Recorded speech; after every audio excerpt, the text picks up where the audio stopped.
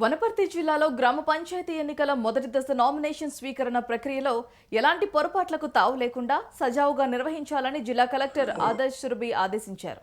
గ్రామ పంచాయతీ ఎన్నికల మొదటి దశలో భాగంగా 5 మండలాల్లో నామినేషన్ల స్వీకరణ ప్రారంభం కావడంతో గోపాల్పేట్ మండల పరిధిలో పలు గ్రామాల పంచాయతీ కార్యాలయాల్లో ఏర్పాటు చేసిన స్వీకరణ కేంద్రాలను కలెక్టర్ తనిఖీ చేశారు.